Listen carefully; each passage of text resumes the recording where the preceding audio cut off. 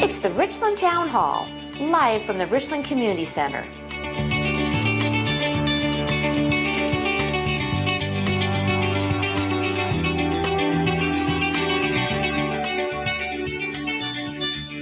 Learn about next year's budget, major projects, and how you can be involved in the decision-making process. It's Richland Town Hall.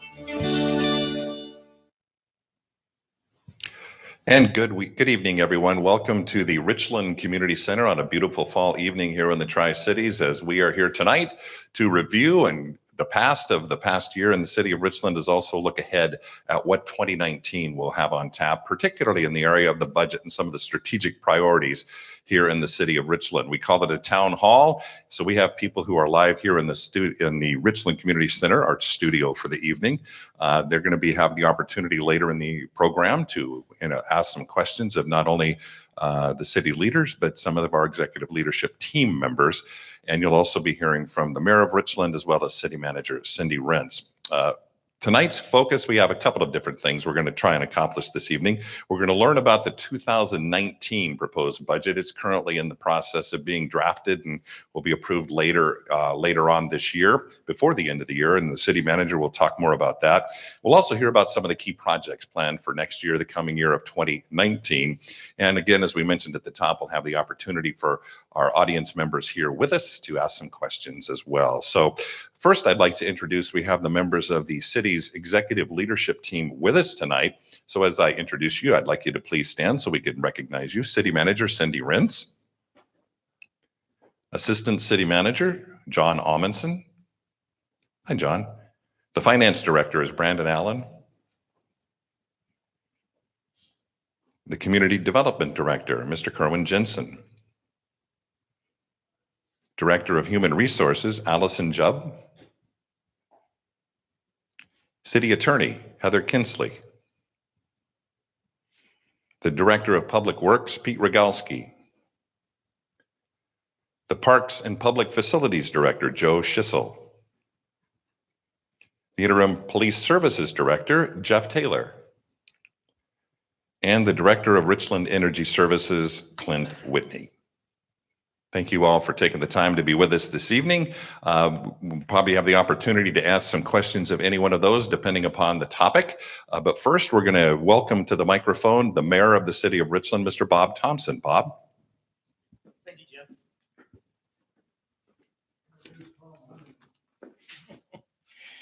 Tom, you out there in the audience? Would you like to stand up? And Tom Huntington. Tom, what is it that you do? Tom keeps us all safe from fires and emergency services. He does a lot of stuff, but you can tell how, his knowledge is great. He does a great job for fire and saving people from problems that come out, especially from the EMT perspective. It's always a pleasure to come in front of people and give them an opportunity to understand how the city of Richland works. And a lot of it has to do with our executive staff that got introduced a little earlier, with the exception of Tom. But now that we made a big point of that, now we know who he is. And I think it's important that we do a lot of studies that send out questionnaires about how we do in comparison to other people and what we could improve on. And Richland ranks amazingly high on customer satisfaction. I mean, the constituents seem to really appreciate what we do because we actually listen. We haven't made everybody happy over all the years, but that's kind of what decision making is all about. And part of that decision making is really the city council, because those are the individuals that set policy for the city of Richland to allow staff to execute. And with that, could I have my city councilman stand up here this evening? Phil, could you stand up? Ryan, could you stand up? Terry, Sandra, Michael? These are the people that, frankly, take the tough shots from the community. Go ahead and sit back down. Enough of you guys. Think about it. These are the guys that when something goes wrong, that's who your community goes out and asks questions of or complains to. And depending on the issue, these are the guys that are on that front line addressing those questions, fielding them, and it helps shape future policy, right? I mean, that's kind of what we're all about. I got a lot of different hats in my life. I've been able to be an attorney and a city councilman and have been on some national boards. And my reflection on the city of Richland, it is basically my childhood. City of Richland was a very unique place in 1955 through all the time to 74 when I graduated high school. And it was the most egalitarian community that I'd ever been to. And if you get out in the world, egalitarian means that everybody's opinion is treated the same way. There is no class. You're not held to be superior based on your education, your background, and basically your economic worth. Everybody was held accountable in my community when I grew up. And I like to think that's still the same community we have today. Because I'll tell you what, when we make a decision, we have more people who are educated and are concerned citizens that want us to do the right thing. And they, trust me, not only do they second guess, they're able to provide some information to us that may actually change policy. Because God knows there's 7 of us that are in city council and we get it right, we think most of the time. But mainly that's because we listen to the citizens, we listen to our staff, and then we have different groups that provide assistance to us. And those are, commissions and board members like the Parks Commission, the energy folks that actually help us make great policy to keep us going down the right track. And I want to thank all the citizens of Richland, not just those of us, because we're supposed to say that kind of stuff. But if you look around the communities that you have, where would you rather live? Think about that. You're safe. Your disposable income is high. People are moving in the right direction. Your schools provide a quality education. This doesn't happen by accident. Sometimes people don't think about all the moving pieces that it takes to actually make it come together and actually work. Richland is a very unique community based on where it came from and where it's going. Part of that is when you're going somewhere, you got to create a budget, which is kind of why we're here this evening. A number of years ago, council got together and created 7 keys, 6 keys, the idea of where we wanted to go as a visioning project. And there was some disagreements from council.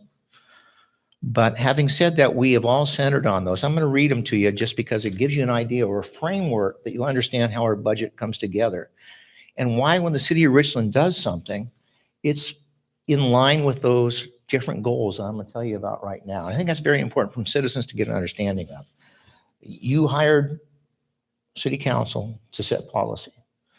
And those policymakers have created our goals. And the budget reflects those goals and how we move towards them. I know Cindy will talk about that a little bit. I mean, I can go on about our accomplishments, but I don't think you want to hear from me. I want to have Cindy be able to talk about that kind of stuff.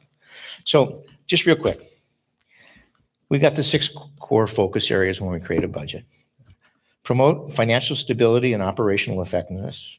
Manage and maintain infrastructure and facilities.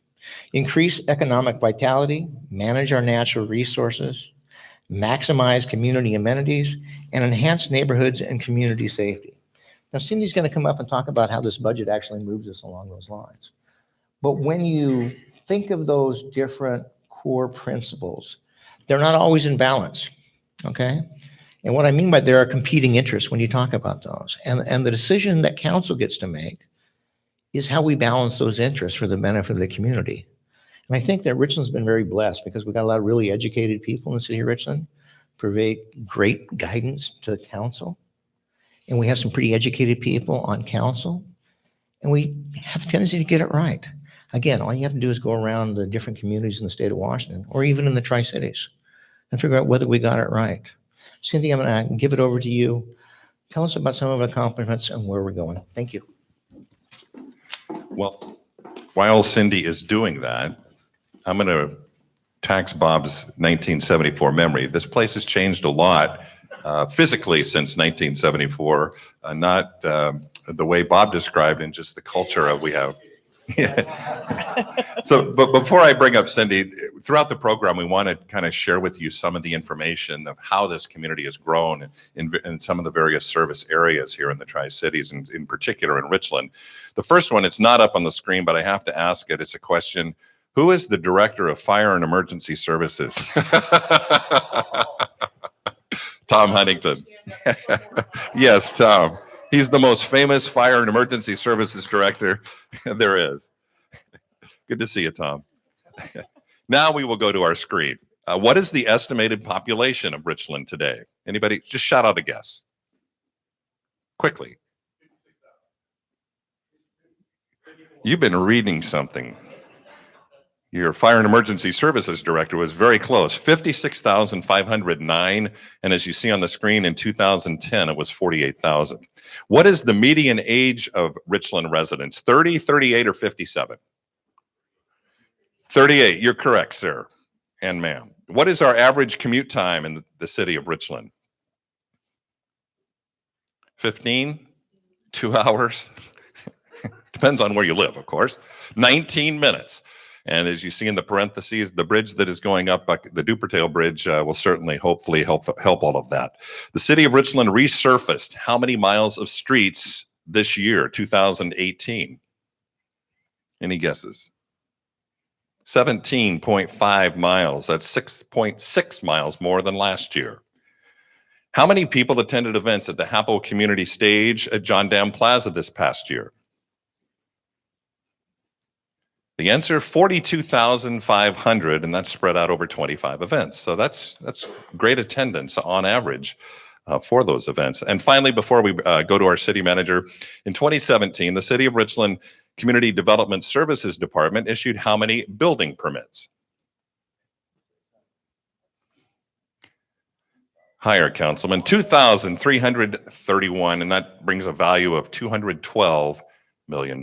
So with that, we'll bring back some more facts a little bit later, but now I'd like to introduce the city manager of the city of Richland, Cindy Rentz. She's going to talk a little bit more about these strategic priorities that the mayor talked about and prelude the budget that's going to be happening, that the council will be drafting by the end of the year. Cindy? Thank you, Jim. And also thank you, Mayor Thompson. I am pleased to be here with you this evening. I know the budget can be a little bit of a dry subject, but those statistics and those fun facts that we just talked about, I think that just brings into focus some of the things that we do here that normally we just don't think about. Miles paved, population. I think most people would not have thought that our median age was as low as it is. I hear on a regular basis that it's much higher, but it's actually not. So we're changing. We're changing in Richland. So again, I appreciate the mayor speaking about the importance of our strategic leadership plan and the 6 core focus areas. Before we watch the video that we put together regarding the 2019 budget and priorities, I'd like to reflect a moment on the accomplishments of the past year and how they align with the strategic plan. So under promoting financial stability and operational effectiveness, staff launched plans to replace the enterprise resource planning software, which is affectionately known as our financial backbone of our city accounting management program. Pretty much takes care of everything we do from payroll to asset management and everything in between. Manage infrastructure and facilities. Progress continued after breaking ground on the new City Hall and the Dupertail Bridge. Queensgate Drive corridor improvements were completed and expanded pavement preservation efforts were accomplished. And under increased economic vitality, we saw continued expansion of businesses at Horn Rapids Industrial Park, including the expansion of Preferred Freezer, currently in process on 150,000 square foot freezer expansion. Managing our natural resources, after a fire forced closure of Bateman Island in 2017, staff collaborated with the Army Corps of Engineers to remediate and reopen this much-loved recreational area. Shoreline improvements continued along the Columbia River shoreline near Howard Amon Park. And to maximize our community amenities, thanks to a grant funding and private donations, the Columbia Playfield basketball course received a much-needed upgrade and expansion. Phase 1 of the Riverfront Trail upgrades and expansion were completed at Howard Amon Park as well. Under enhancing our neighborhoods and community safety, the Southeast Communications Center, known as CCOM, that's our Emergency Dispatch Center, merged with Benton County Emergency Services, which we call BCS, began providing services to Franklin County and Pasco, fielding all mid-Columbia emergency calls in August. Now, Franklin County and Pasco are large, but the contracts that they had were even larger, like Walla Walla 5, the airport. I'm probably missing some other things. So it's quite a large effort, and it took a lot of years to get there. It's something we're quite proud of. The public safety sales tax, better known as PSST, allowed for safety improvements and additional public safety staff throughout the city, including the Metro Drug Task Force and the Southeast Washington Internet Crimes Against Children Task Force, we call ICAC. So these significant accomplishments include several large efforts that will continue to progress into 2019 and will positively impact the future of our city for generations to come. So I think we're going to cut to the video now.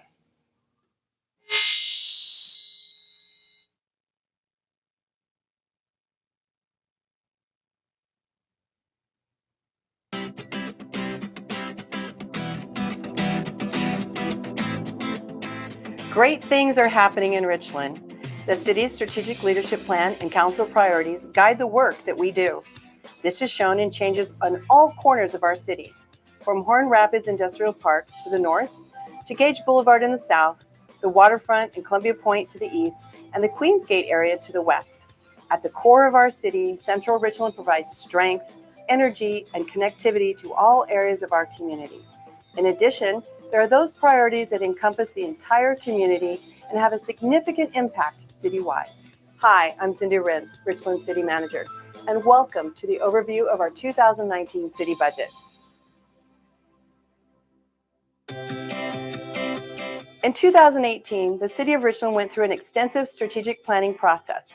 The Strategic Leadership Plan's 6 core focus areas was adopted by Council in July of 2018. This was a result of a collaborative effort of the City Council and staff with assistance of a reputable consultant. Our Strategic Leadership Plan sets forth the city's goals, aligns work across projects and departments, and serves as a guide in developing our annual budget. The city's Strategic Leadership Plan organizes our goals into 6 core focus areas. All of the projects we plan, as well as the services we provide, tie back to one or more of these areas. Council and staff are committed to advancing our city through utilization of new technology, providing high-quality, reliable services at the lowest reasonable cost, supporting economic growth, encouraging community engagement and providing robust community amenities, increasing safety and enhancing prevention activities, and protecting citizens' exceptional quality of life. In 2019, there are no rate increases planned for water, sewer, or stormwater utilities. The city does anticipate a utility rate increase brought forward to council for consideration impacting the recycling service within the solid waste utility. This rate increase is driven by the increased cost of material processing passed to the city from the regional recycled material industry. The electric utility forecasted the need for a rate increase in early 2020, and data from the cost service analysis will be presented to the Utility Advisory Committee later this year. The city anticipates the Utility Advisory Committee will make a formal recommendation to council in early 2019. No property tax increase is assumed other than amounts attributed to new construction and annexations, increases of state assessed property, and refunds. The allowable 1% of property tax is not included and instead is recommended for future consideration. In 2019, the City of Richland will continue to make substantial investments in our future. Priority efforts will have an impact on all areas of our city.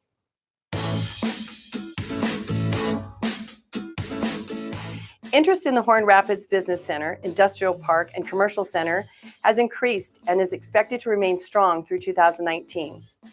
As of September 2018, 9 land sales have been approved, totaling 62 acres. This provided a total revenue of nearly $4 million. Packaging Corporation of America will soon close on a 42-acre parcel, and plans will move forward to build a state-of-the-art corrugated transport packaging facility.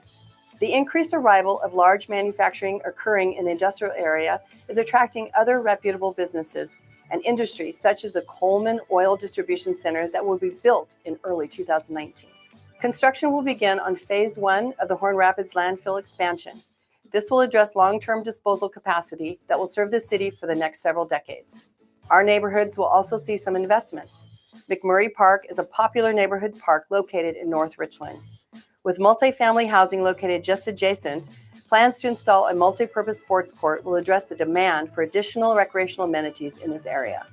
In the same area, crews will look at increasing pedestrian safety by adding a rapid flashing beacon at the crosswalk and restriping the complex intersection of McMurray and Everest. We are proud Horn Rapids Athletic Complex is quickly becoming a premier softball facility. Infield and spectator seating improvements are imperative to allow the facility to operate and serve users. In addition, storage for temporary fencing and portable pitching mounts is planned.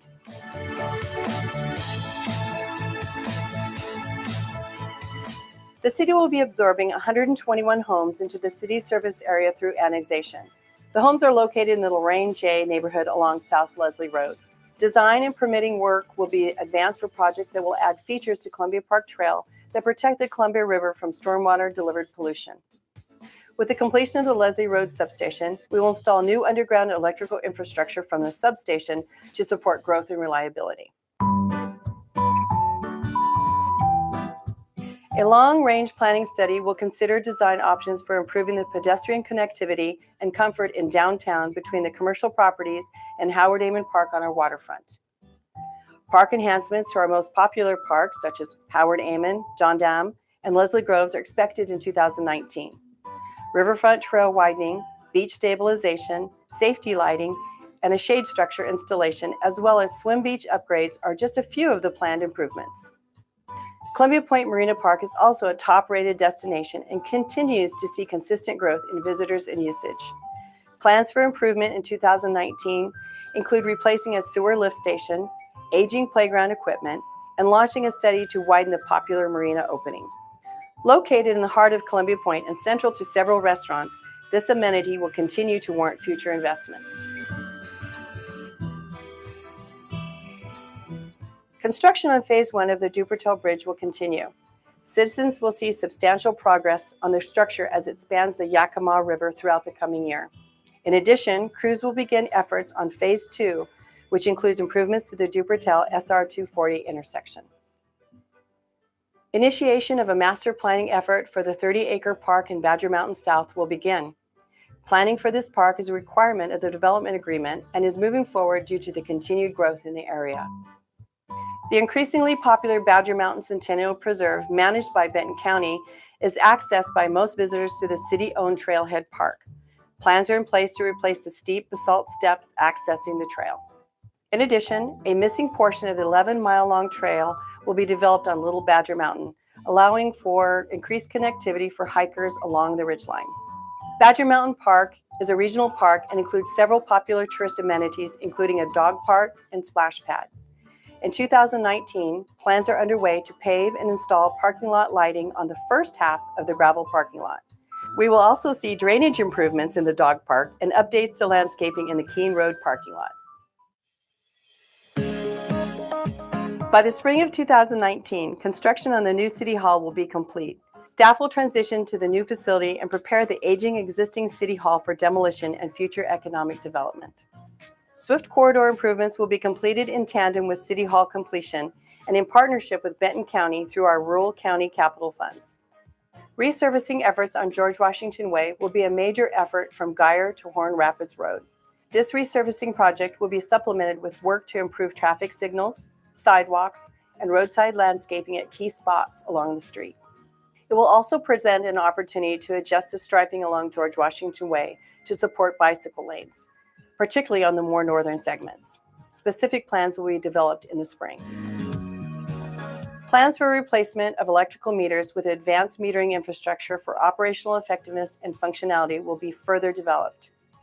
Richland will proceed in partnership with Kennewick, Pasco, and Visit Tri-Cities for a regional sports tourism study. And the City of Richland is also partnering with Visit Tri-Cities in a coordinated regional effort to enhance wayfinding throughout the Tri-Cities.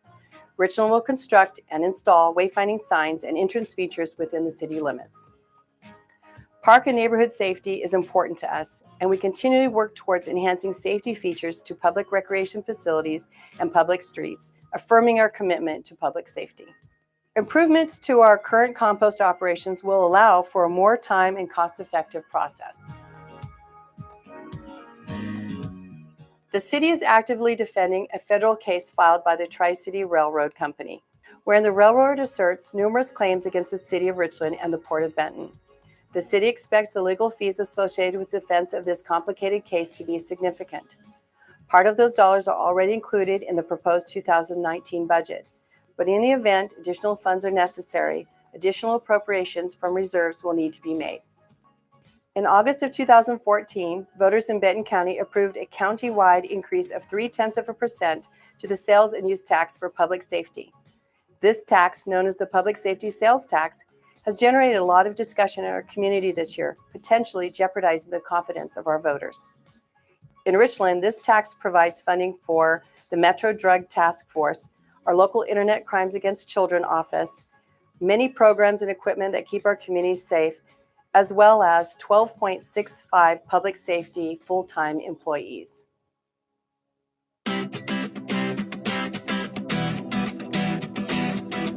This is an exciting time in Richland. Our community continues to grow. With this comes opportunities and challenges. The City of Richland is committed to pursuing opportunities for economic growth and development, enhancements in safety and community connectivity, providing robust community amenities, encouraging community engagement, and protecting our citizens' exceptional quality of life. We are also committed to facing challenges as they arise. Adopting our annual budget is the most important responsibility we fulfill each year. Our city provides a wide range of services that impact the daily lives of our citizens. These services depend on adoption of a responsible, balanced budget that adequately funds city services and meets the needs of our diverse community. I am confident the budget I am proposing does just that. It meets our community needs while ensuring the responsible stewardship of the public's resources. Lastly, I wish to express thanks to the city's employees for their hard work and dedication to public service, and to the City Council for their leadership, commitment to local government, and partnership with staff and the citizens. This process proves great things happen when we work together for the greater good.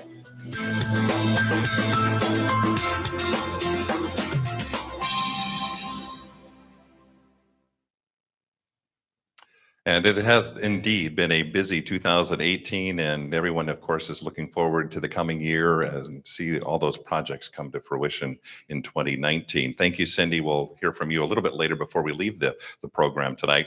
We do want to provide you some more interesting information about the city that has happened in this past year. Our next question, let's go back to the screen. The Richland Library offers a variety of programs from STEAM activities, virtual reality demonstrations, book clubs, and more. How many people attended library programs in 2017? The answer, 37,800 attended library programs, and that puts the attendance per capita at about 700. The average for libraries of the Richland size is 390, so a very popular library here in Richland. How many calls for service did CCOM receive in 2017? And that is Southeast Communication, the Emergency Dispatch Center. I believe that's what that is. That number is 272,000. And those numbers will certainly increase by estimated about 100,000 more annually as a result of the addition of Franklin County's dispatch system. How many utility bills did the city distribute in 2017? How about 345,000 plus? How many pieces of equipment does our equipment maintenance division maintain? This is a multiple choice question. 52, 287, or 508? Wow, 508. How many states were represented at the 2018 GeoCoin Challenge event? The answer, 11, and plus 3 additional countries, the US, Canada, and Austria. And finally, how many tons of recycled material were processed from the curbside recycling program in 2017? That would be 1,150 tons, a cost of about $125,000+. And the costs are due to the international influences, as we heard in the video, of recycled materials due to processing and value. So a lot of activity happening certainly throughout the city in a variety of areas, many of them that we probably as citizens don't necessarily readily think of, but certainly it's very important work. And speaking of important work, it's the person in charge of developing this budget and doing all the numbers crunching, and that is the Director of Finance for the City of Richland. And we're going to have Brandon Allen give us a little overview of the 2019 budget. Brandon?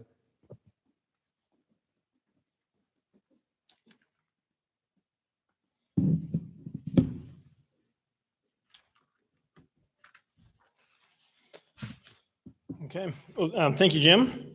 We're going to go ahead and get started. I think you guys have heard several times tonight reference to the strategic plan of the city, and that looks out a ways out into the future and kind of points the direction we want to go.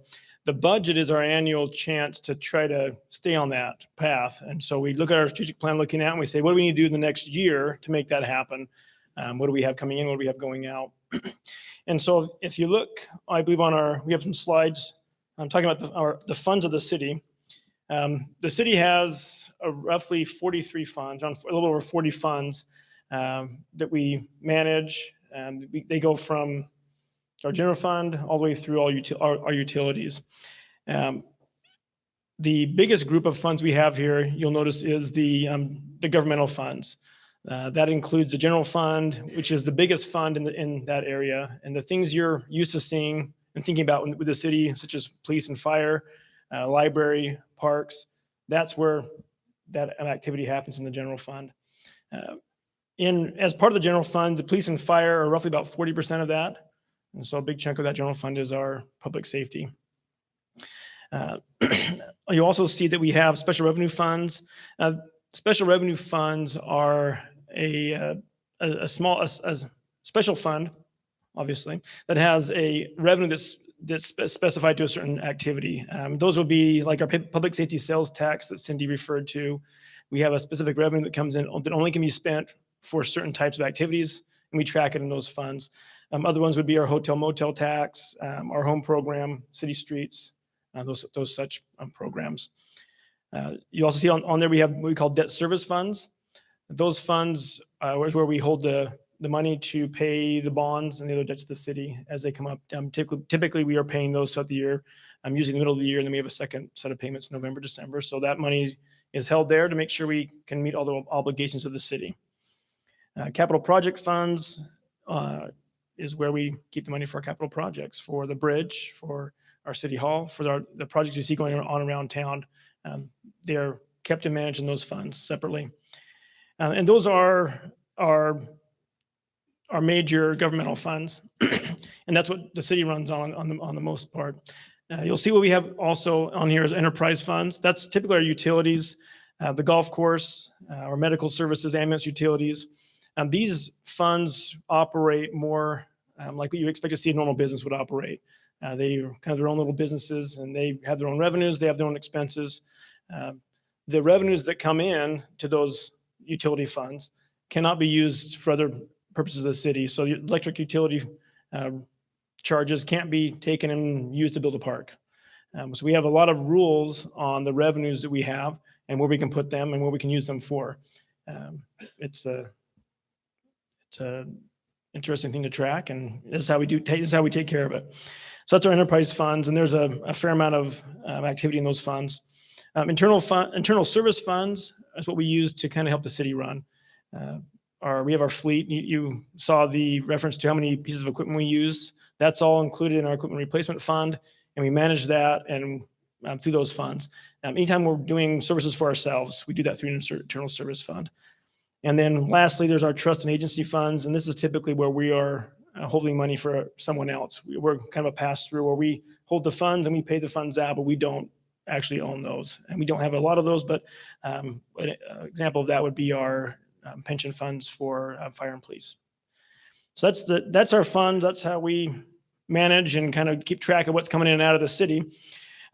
These are the state requires us to have a lot of these ones. You try to keep them to a minimum. General funds are always required for any city. You only can have one, but you have to have one.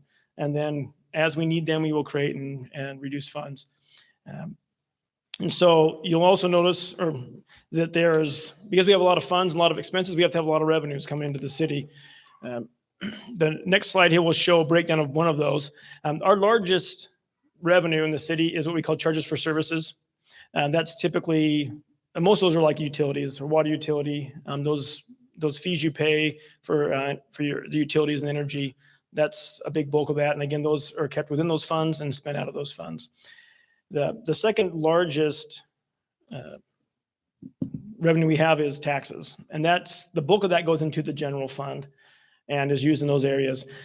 Property tax is the largest within that group. A sales tax is the second. The utility tax is the third largest. Those are our big three, we call them. It's about 98% of the taxes that come into the general fund are those three taxes. With property taxes, you can see from the slide that it doesn't all go to the city. The county will assess your property value. You see that once a year. And based on those property valuations, that determines what your tax will be on the property tax. And then it comes into the county. And the county distributes it. The bulk of this you can see goes to the school district, about 41 cents on the dollar. The state receives some, the city, the county, and on down to some small miscellaneous ones.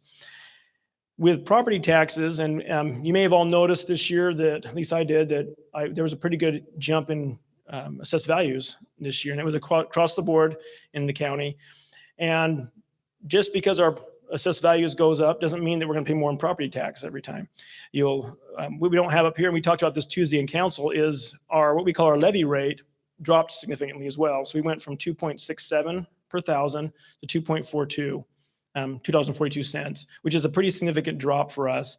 And so when you see an across the board increase in your evaluation, if the rates go down, you're typically spending about the same amount in taxes. So our amount we get in doesn't go up necessarily because the assessed value goes up on the property.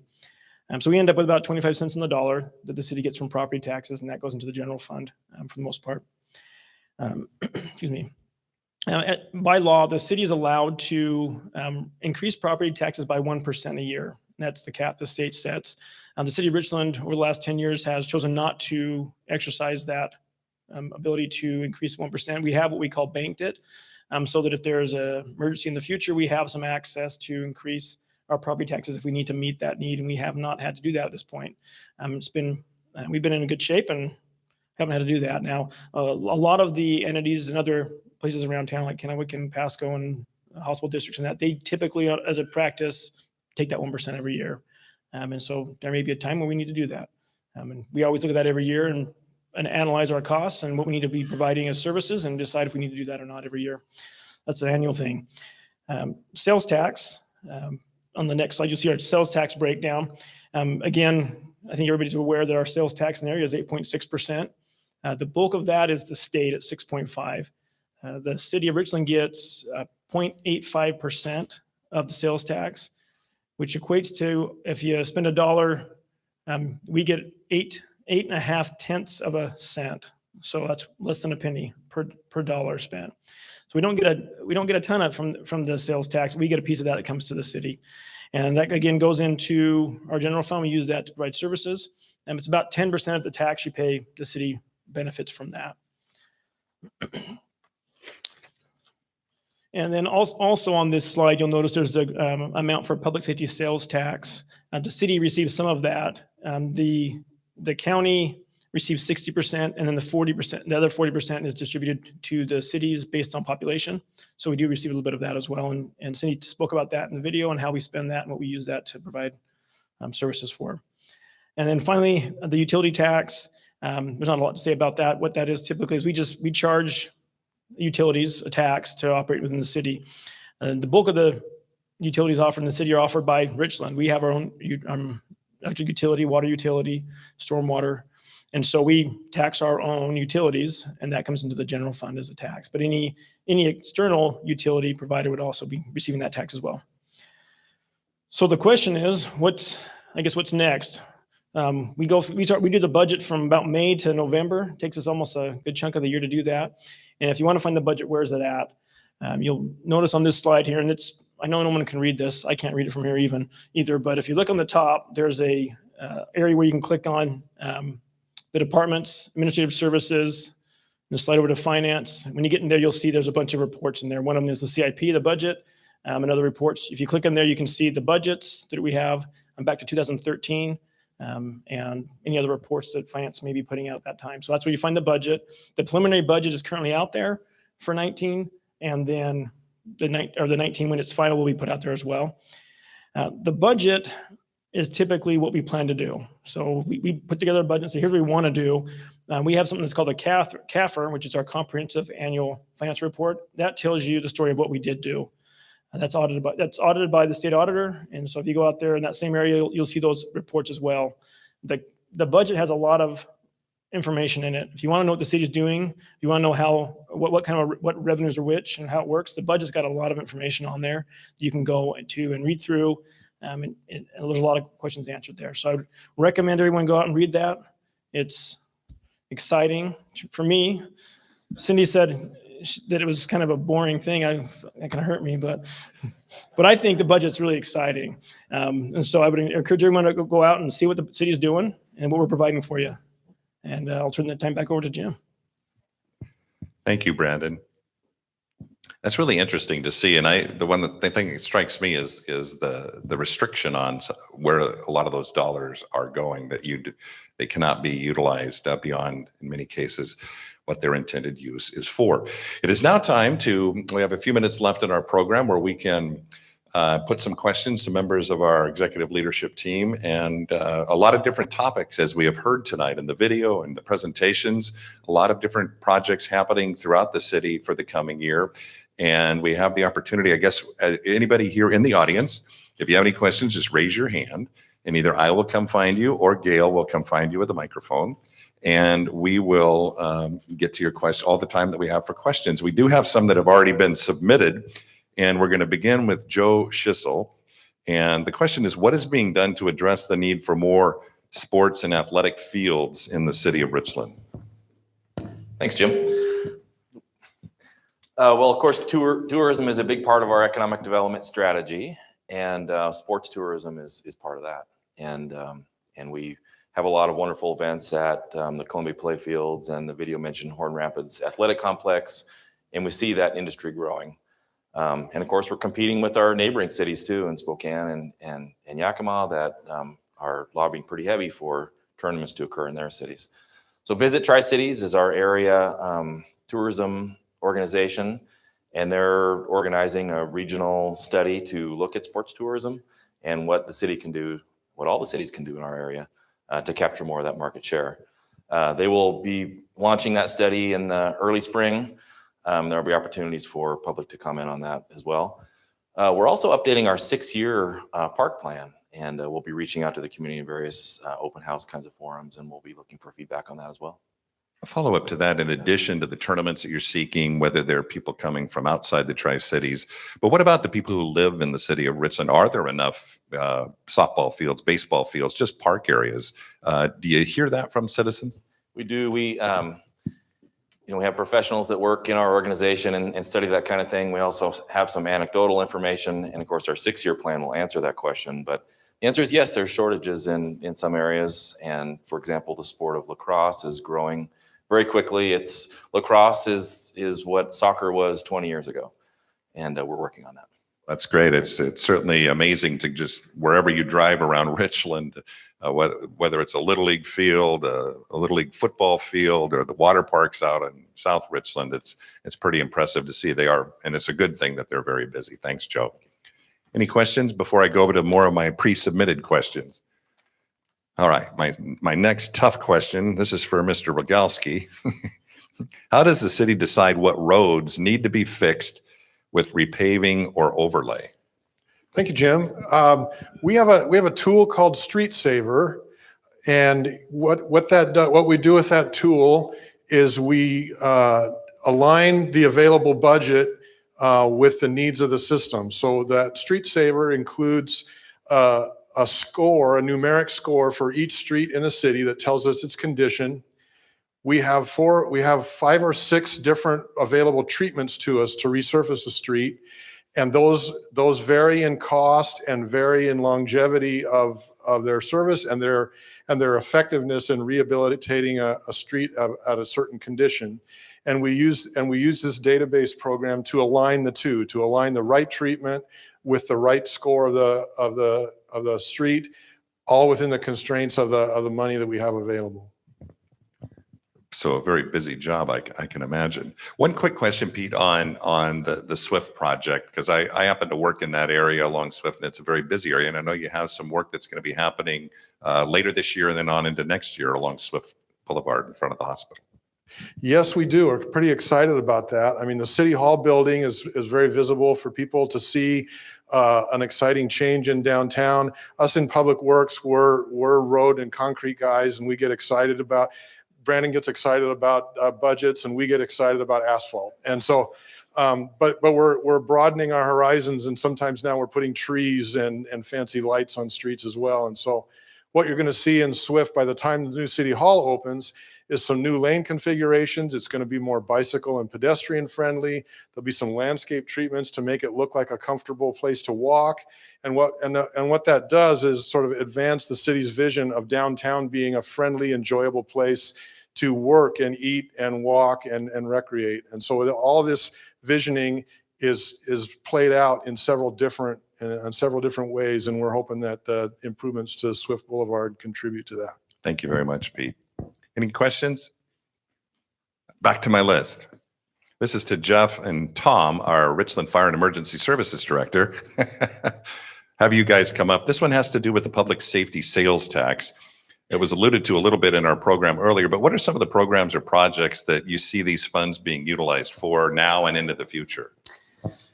That's a big question. How much time do we have? Because I could probably go for quite a while on that. So beyond just putting boots on the ground, which is probably the easy answer, we've really looked at utilizing those funds to make the city safer and to make the community as a whole safer. One of the big things that we've done as far as community is to create the Southeast Regional Internet Crimes Against Children Task Force, which Cindy alluded to earlier. And that's a joint combined effort between the Richland Police Department, the Kennewick Police Department, the Benton County Sheriff's Department, and Homeland Security Investigations. And the whole purpose of that team is to actually go out and try and catch offenders who are out abusing the children in our community, and actually catch them before they abuse and identify them, arrest them, prosecute them, and put them in a place where they can actually create victims in our community. We've been extremely successful in that effort, and it's something that this community should be really proud of. We're really, other than in Seattle, the only task force in the state that's operating and doing this kind of work. And to date, we've arrested over 70 offenders. We've identified over 60 victims, and we've identified over 40 children who were in a position of being at risk to be abused. So it's something that I'm really proud of, and the community should be really proud of. Like I said, this could be a long answer. So beyond that, some of the other things we've done with the money, we've created a economics crime officer who is out there working directly with our businesses. And he works a lot of fraud and organized retail theft investigations, and works directly with our business community to try and mitigate that financial and economic loss that we see with financial crimes. Another thing that we've done is created a civilian community services officer who she does a lot of presentations with screenshot series in connection with our Internet Crimes Against Children Task Force, out there actually giving presentations to the public on how they can keep their children safe on the internet. She works with our landlords and helping to educate the landlords on keeping their property safe. She does a lot with our homeowners associations and neighborhood watch programs.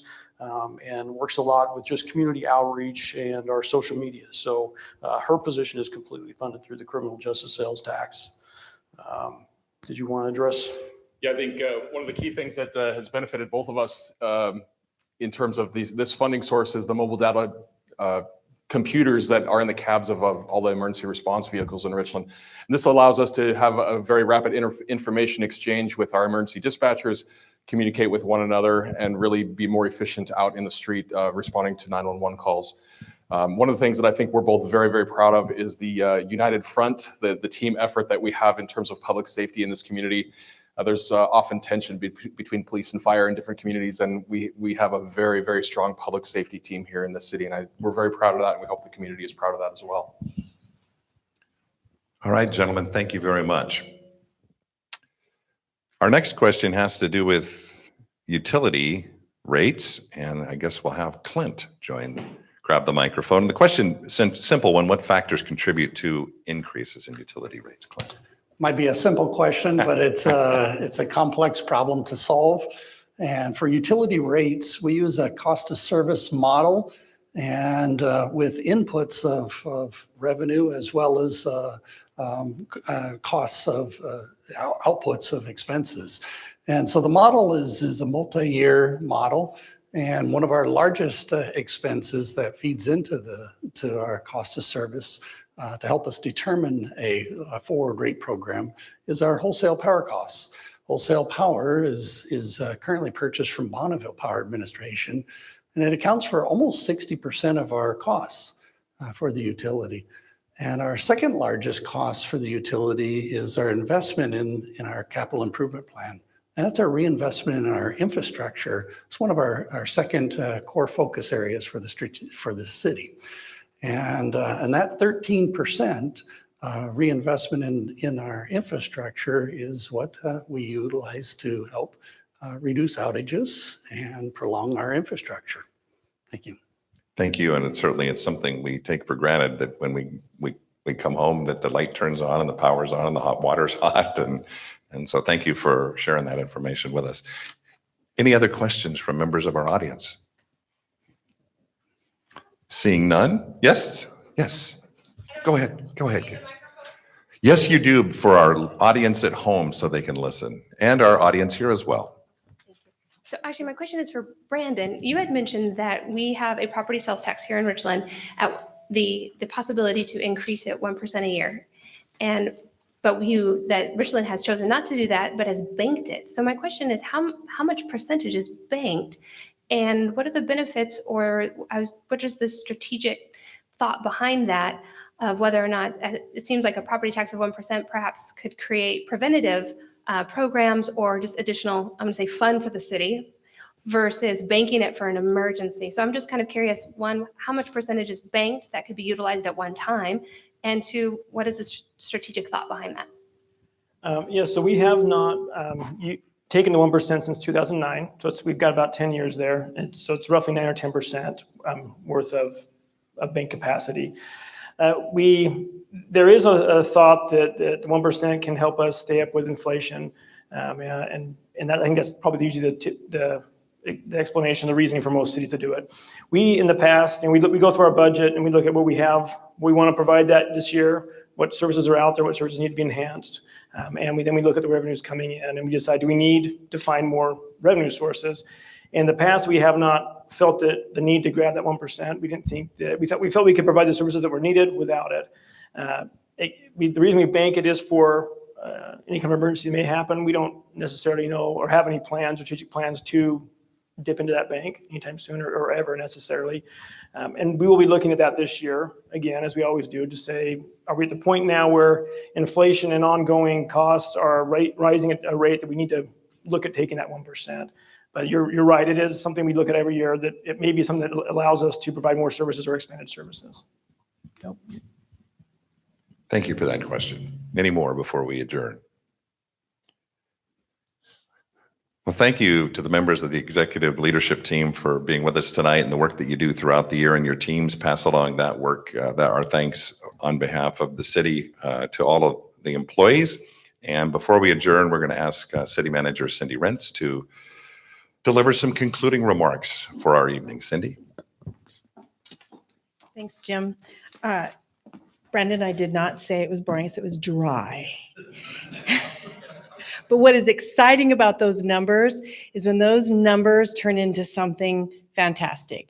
And I hope you've learned tonight about all the things the city of Richland is doing to make our community fantastic. I enjoy it so much when our department heads can get up here and be excited about the work that they do. And I think all the men and women that work for the city of Richland know that they're creating community. And I see a lot of them here tonight. And thank you for your service. It's a joy to see you work and to be able to be a part of that team. There's so many things that you heard about tonight, but there are a lot of departments that are support departments. We have attorney, we have HR, we have finance, although Brendan spoke a lot. But we have a lot of services. We have IT. We have different things that support all the work that you heard about here tonight. And we don't hear from them a lot. We don't see them out in the community a lot, but they are the unsung heroes. And so I want to thank them as well for all of your work. So thank you. The intended next steps for the 2019 budget are a public hearing and first reading of the budget. It's the acceptance ordinance during the city council meeting scheduled for November 6th. The second reading to approve the budget ordinance is scheduled for November 20th. These goals are dependent on the council's approval of the budget. Remember, we always encourage public involvement. Thank you for your questions tonight and those that were called in. We appreciate that. Residents and corporate citizens are encouraged to participate by knowing the budget and making comments. The more you know, the better off we are as a community. If you have questions, please ask. We are more than happy to answer to the best of our ability. These guys and women, they love talking about what they do. Copies of the proposed budget document are available at the Richland City Clerk's office and online, as Brandon said earlier. The budget is made available to the public through open meetings such as this, by televised regular council meetings, and on the city's website. This town hall is another way for citizen involvement. The more you know about our budget, its processes and choices we make, the better it is for you and the city as a whole. So thank you again for being here tonight. This will be online for your family to see, and for who you want to show it to. It lives on forever. So thank you so much. I hope you learned a lot. If you have any questions, please let us know. Thank you. Thank you, Jim. Thank you, Cindy. And thank you to everyone who joined us tonight, both who is employed by the city or as our residents who took the time out of their evening to come and join us and learn more about how their city functions and what's on tap for the coming year. So with that, I will say thank you for joining us as well. And again, you can keep tabs with all the activities happening in the city of Richland: Facebook, Twitter, Instagram, YouTube. The communications office does a wonderful job of producing those programs that you see on the city's channel, in addition to making sure that the council meetings are televised live. So there's a lot of great transparency available, and a lot of great information available that they put together throughout the year. So take advantage of those social media channels to learn more about your city. With that, thank you for joining us and have a great evening.